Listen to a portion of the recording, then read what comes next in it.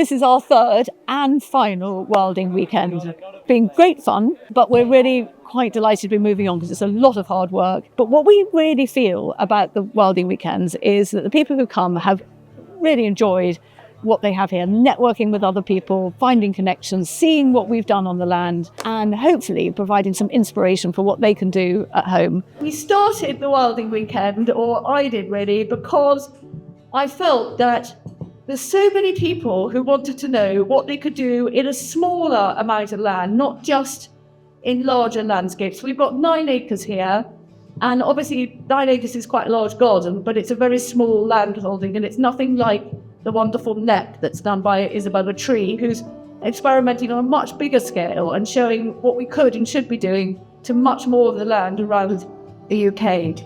But actually, there are millions of gardens in the UK, and there's millions more things that we could and should be doing in our gardens. I'm a gardener and stroke wildlife gardener. It's my business at the moment. That's why I've come here really, to find out a bit more about what to do on a very smaller scale. We've been doing our own kind of projects at home, like rewilding our garden as much as we can, which is just a constant learning experiment. So having the opportunity to come here and learn loads more about what gets done on a bigger scale, all the different people that we've met just from yesterday, constantly writing notes of things to try out and do. I've very recently started working here at Hook with Julia and the amazing team, and yeah, my whole life's about nature. The Wilding Weekend's great. For me personally, I love it because I meet lots of amazingly knowledgeable people that are helping me personally to increase my understanding of how we can improve nature, how we can rescue it. And that's why it's particularly brilliant to be here at Hook Farm, because Julia, as you know, has rewilded the grounds, and now we're seeing just ever more increase in insects and butterflies and bees. A lot of the habitat we create is with butterflies in mind. Not because it's just for butterflies, but butterflies are so visual. You can see them.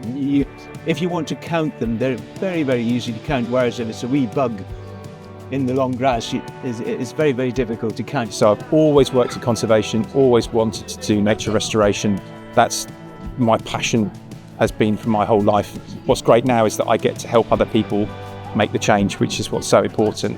We ended up sort of getting rid of the lawn and creating a meadow, and we're creating hedgerows, and it's all kind of really wild, but everything's just in symbiosis. We found over the years that if children come to us, you're not made, but you've got a good chance of getting them interested. Be interested. Yeah. And that's what we're here for, just to try and get the public interested. When I was doing my A-levels and I was doing a thesis for my biology, and I read Rachel Carson's Silent Spring, which not many people have heard of nowadays, but it was the inspiration back then for the Green Movement, and understanding that chemicals actually are destroying the environment.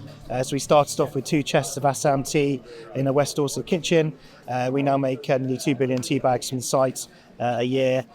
We were the first fair trade tea brand in the UK, so we launched fair trade tea in '94 and helped write the standards. That biodiversity, the other extraordinary species we share the planet with, from oak trees to ants, from plankton to blue whale, that diversity of other beings is not a luxury or a nice to have. It's vital. It is our life support system. I'm very worried about the plight of some British wildlife. What worries me in particular is the isolation that happens, especially in intensively farmed areas where you get these deserts of wildlife and no connectivity. I'm also very concerned about the use of pesticides. A lot of wild plant species are on the verge of extinction. Some have already gone extinct. Nature, we are decimating it at the moment. The WWF report last year that came out said that we have lost 69% of our populations of wild animals globally since 1970. There are no simple answers to these problems that we face. But if you go on being an ostrich, then it's the end of this human race. this is something that has to be addressed. It's an emergency. And one thing we've learned is that nature bounces back a lot faster than we thought if you give it a chance. So create little havens like this and we could get our biodiversity back in the UK, currently one of the most nature depleted countries in the world. And yet there's all this potential. Things that every type of animal lives within hedgerows, so birds, reptiles, mammals, amphibians. It's not about taking productive land out of production, but it's about making the productive land more productive. Really what fascinates me is a landscape that is bursting with both wildlife and perennial food.